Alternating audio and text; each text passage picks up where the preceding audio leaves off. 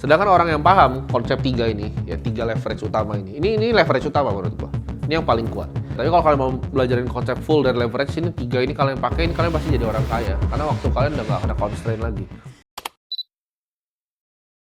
Oke. Perkenalan dulu kali ya? Ya. Halo Bro Tim, halo semuanya. Perkenalkan, nama saya Mirza. Langsung ke pertanyaannya. Ya. Saya ada 2 pertanyaan yang sebenarnya nggak nyambung ke kripto. Ya, boleh. Boleh ya? Yang pertama, bagaimana caranya membuat sistem delegasi dan bagaimana cara memilih orang untuk di sistem delegasi itu? Oke. Yang kedua, kalau lu kembali ke umur gua 19 tahun, dari pagi sampai malam, time allocation lu bakal kayak gimana? Dengan catatan lu harus sambil kuliah. Itu aja, thank you. Oke. Pertanyaan bagus ya, kita akan jawab dua-duanya ya. Jadi ini by the way, kalian boleh feel free ya. Ini karena kesempatan kalian datang sini, kalian bisa boleh tanya apapun. Mau baik dari dalam kripto, investasi, di luar kripto, feel free, boleh tanya apapun. Yang pertama pertanyaan adalah gimana caranya delegasi, ya kan? Delegasi itu hal yang simple untuk dilakukan, ya. Jawabannya adalah delegasi itu leverage, ya kan? Jadi gue selalu ngajarin orang itu ada ini konsep yang gue punya ya. Jadi kalian tahu nggak konsep leverage ya? Ini kalau kalian cuma tekan sedikit, ini kalian bisa gerakin sesuatu yang sangat besar. Archimedes pernah bilang, give me a lever long enough. Ini kalau panjang enough, dia bisa gerakin bumi. Itu. Ini konsep leverage. Jadi itu adalah konsep leverage. Jadi yang pertama itu adalah kita sebutnya bisa keringat manusia. Keringat manusia. Yang kedua itu adalah capital. Nah, yang paling baru ini kita sebutnya code. Gitu. Nah, keringat manusia ini yang tadi disebut dengan delegasi. Atau ini bisa disebutnya, kita bilangnya human capital aja lah biar gampang ya. Human capital, bahasa Inggris. Human capital, capital sama code. Ini adalah leverage. Kenapa? Dengan lu punya keringat manusia yang lain, lu bisa bebasin waktu lu. Karena kita manusia ke constraint sama apa? Waktu. Ya. Jadi kalau orang yang nggak mengerti leverage ini, dia akan running around, lari-lari, waktunya tuh habis. Ya. Sedangkan orang yang paham konsep tiga ini, ya tiga leverage utama ini leverage utama menurut gua. Ini yang paling kuat. Kenapa misalnya Gojek itu bisa punya banyak sekali orang nganter-nganter tanpa punya satu motor pun? Karena dia leverage di sini, gitu. Dia leverage code, tapi sebenarnya dia tiga-tiganya ya. Dia pakai capital orang juga, dia juga pakai keringat manusia. Nah, pertanyaan dia kan lebih ke yang keringat manusia. Tapi kalau kalian mau belajarin konsep full dari leverage, ini tiga ini kalian pakai, ini kalian pasti jadi orang kaya. Karena waktu kalian udah nggak ada constraint lagi. Nah, keringat manusia ini gimana caranya kita bisa delegasi dengan baik? Jawabannya adalah, pertama, ya apa yang bisa didelegasi dulu tasknya. Gitu. Jadi misalnya lu satu orang nih. Oke. Kita kasih contoh karena ini ada kamera sini, video editing agency, ya kan? Cara lu mendelegasi adalah tasknya apa aja yang harus dilakukan. Satu, klien nih misalnya, ketemu klien. Ini kan AR ya biasa orang bilangnya. Dua, tasknya harus ngapain lagi? Harus deliver. Harus deliver konten yang mau dikeluarkan dan lain-lain. Ini bisa nggak didelegasi gitu? Ini kan ada deliver, ada apa? Ada videographer. Ini ada juga yang namanya editor. Ya. Jadi ketika ini ada job-jobnya, terus ini kan ada 3 lagi nih ya. Ada ops sebenarnya. Ops ini apa? Accounting. Karena kalian harus bikin buku kan, kalau misal kalian mau bikin bisnis gitu. Jadi ini harus pelan-pelan. Nah, yang paling penting untuk dilakukan tuh biasanya apa? Ya, jawabannya adalah ini kan, handling klien. Ini pasti kalian masih handle sendiri nih. Basically kalau kalian baru mulai bikin agency ya 3 ini kalian handle sendiri. Nah, kira-kira nih dari semua ini yang paling gampang didelegasi yang mana sebenarnya? Kalau kalian bikin video agency, itu pasti udah yang kalian paling jago tuh antara di 2 ini biasanya ya kan? Ini yang kalian dibayar utamanya, gitu loh. Jadi yang pasti pertama didelegasi yang ini. Accounting dulu yang kalian delegasi, kalian cari orang gitu loh. Cari orang yang SMA bisa accounting, bisa bikin buku, dibayar misalnya 500.000 aja mau gitu. Nah ini udah level pertama. Kedua, videographer sama editor. Kalian lebih jagonya di mana? Kalian lebih dibayar untuk yang mana? Pertama editor kalian bisa ganti dulu gitu, dibantu assist editor misalnya. Kalian masih ngeliatin gitu loh. Ini ada asistennya, asisten videographer gitu. Mungkin klien akan kalian masih pegang sendiri semuanya. Cuman ketika kalian akhirnya ini kalian transisi, ini kalian jadi full time. Waktu lu akan bisa untuk cuma nyari klien doang. Yang tadinya kliennya 1, itu bisa jadi 10. Karena waktu lu dalam seminggu lu pakai semuanya untuk cari klien. Nah, di sini pun kan kelihatan yang paling highest leverage itu yang mana? Highest leverage itu dari sini pasti. Karena nyari ini lu bisa unlock yang lain gitu. Nah, ini akan terpakai di semua perusahaan. Lu perlu human capital. Itu kenapa perusahaan-perusahaan bisa jadi besar gitu. Semua perusahaan tuh pasti akan delegasi keringat mereka. Karena orang tuh nggak mungkin bisa dibagi banyak gitu. Tapi lu kerjaan lu bisa kira-kira bikin seperti ini. Jadi ini adalah formulanya kalau lu mau bisa delegasi ya. Kita akan bahas lanjut di luar ini ya. Leverage yang kedua tuh capital. Capital itu sesuatu yang sangat unik di era sekarang ya. Kalau misalnya kalian perhatikan ya. Ini adalah diagram yang mungkin orang banyak yang nggak paham ya. Kita pakai contoh misalnya yang di luar aja ya. Atau kita pakai perusahaan luarnya biar enak deh, Grab misalnya. Grab ini dapat duit dari mana? Dari customer kan. Customer itu kan bayar Grab. Grab itu dapat duit dari mana?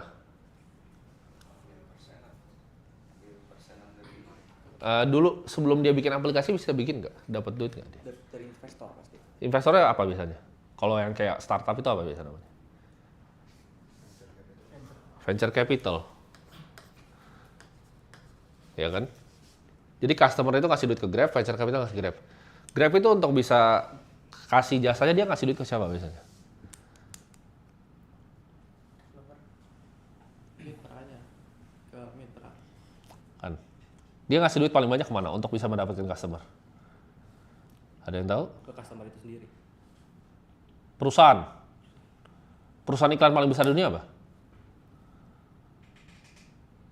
Ada yang tahu perusahaan iklan paling besar di dunia? Kamu pakai setiap hari loh. Ya, Meta, betul.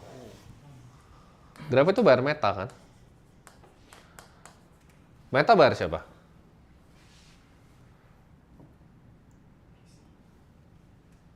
Bayar siapa Meta? Revisi lagi ya. Ultimate beneficiary dari Meta bukan VC. Siapa sekarang?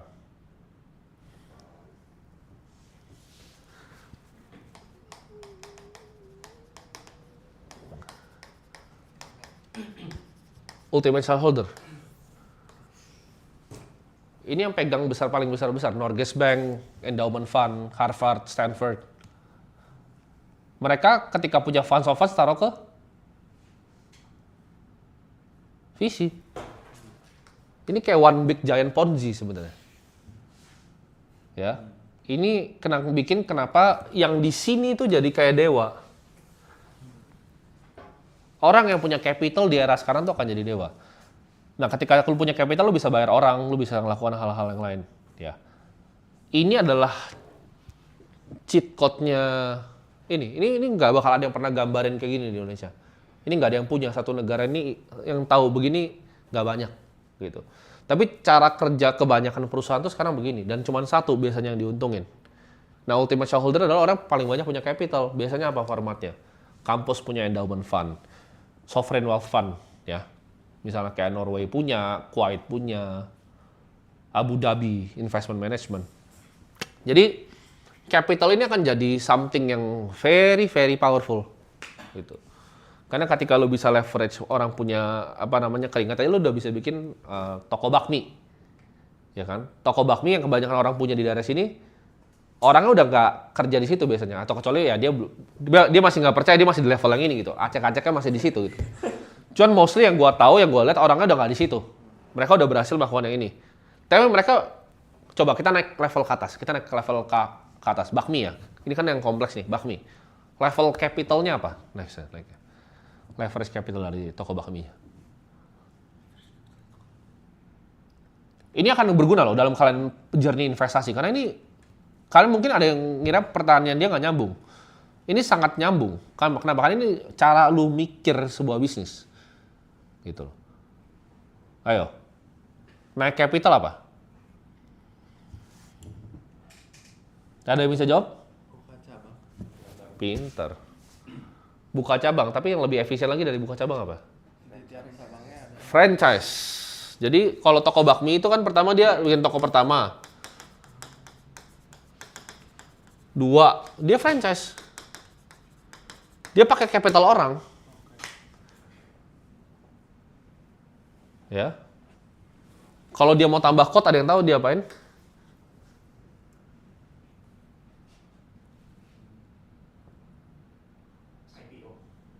Bukan. Code itu apa namanya? Lu bisa bikin sistem ya, pakai IT. Apa yang bisa lo lakukan? Ya, bisa bikin web, bisa bikin aplikasi. Itu satu. Cuman yang lebih gampang apa? Dia bisa bikin cloud kitchen untuk kirim. Untuk bisa kirimnya cepat. Jadi kalau orang order udah nggak di toko bakminya lagi, dibikin di satu cloud kitchen besar, dia distribusin. Ada nggak yang manfaatin tiga-tiga? Atau dia develop sistem di mana orang datang nih, ditanyain sama di depannya nama, nomor teleponnya, next time dia bikin CRM atau misalnya CRM. Yuk makan di sini, ada promo ini dan lain-lain. Pakai sistem dia ngejar customer. Nah yang bisa unlock 3 ini jadi apa? Jadi bakmi besar biasanya.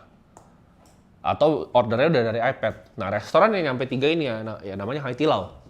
Kalian silahkan cek valuasi berapa. Semuanya all by system dia. Kalian nggak akan ketemu Haitilau itu berbeda karena sistemnya sangat canggih gitu loh.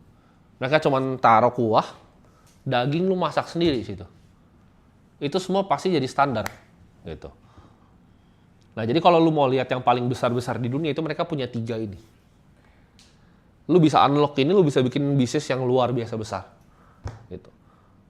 Ya ini juga, anyway Grab juga manfaatin semuanya gitu loh. Uber juga sama. Uber itu bisa manfaatin semuanya. Jadi antara orang punya keringat, lu bisa manfaatin capital, lu harus bisa manfaatin codingan. Capital itu lu ketika lu bisa manfaatin, capital tuh leverage-nya unlimited. Ya. Leverage dari capital tuh unlimited. Kenapa? Karena tadi dengan dunia yang selalu membenefitkan ultimate shareholder, yang kerja di sini tuh bisa jadi orang-orang paling pintar di dunia loh, tapi yang paling untung tetap di sini. Karena dia yang nembak di sininya. Ini yang masuk di seed series A. Ini yang nembak sini dan dibayar lagi dividennya dari yang paling besarnya sini. Atau capital gain. Jadi ini peta dari uang, kira-kira gitu. Dunia ini nggak adil. Gitu. Ketika contoh ya,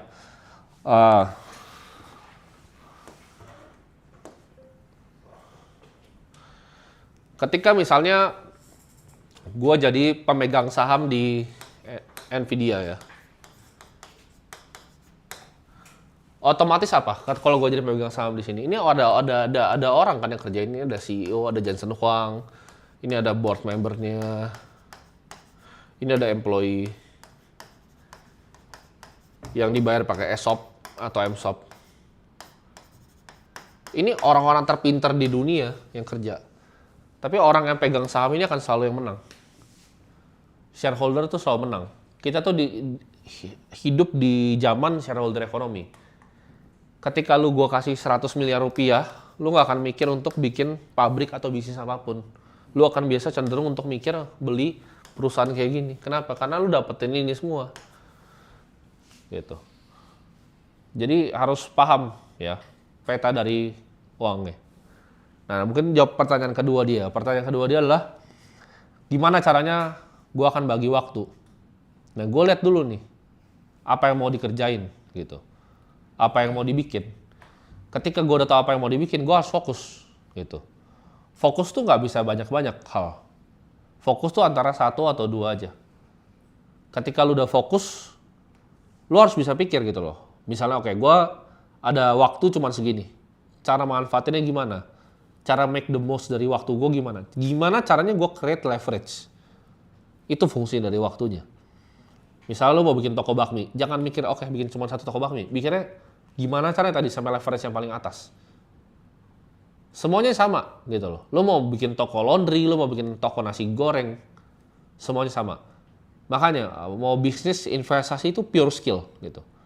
Ini aja kalian banyak yang nggak paham kan, peta uang yang tadi kan. Iya, itu lu nggak akan ketemu. Satu negara ini di manapun nggak akan ada. Kan itu otak gua sendiri, itu isi original tuh. Karena gue juga dulu gue pikir-pikir kan, oke peta uang gimana? Meta tuh advertising revenue, Google advertising revenue, dapat dari mana? Paling banyak dari startup. Tapi startup ini dapat dari mana uangnya? Dari visi. Visi dapat dari mana? Kadang dari shareholder yang mereka pegang sendiri gitu loh barangnya. Jadi semuanya itu akan cuma lari ke satu tempat. Ini dunia yang pemain finansial tuh sangat diuntungkan. Jadi kayak misalnya contoh, gue adalah shareholder dari BCA gitu kan. Gue pegang 0,02 dari perusahaannya. Apakah gue lebih pintar daripada orang-orang yang kerja di sana? Belum tentu loh. Mereka lebih ngerti running BCA dibanding gue gak ngerti apa-apa. Tapi pendapatan gue per bulan jauh lebih besar dibanding manajer-manajer di sana. Bisa belasan kali lipat gitu pendapatan bulanan gue. Kenapa? Karena gue adalah ultimate shareholder-nya. Pemegang saham tuh kan selalu diuntungkan. Gitu. Oke? Terjawab? Iya, Ustaz. Oke.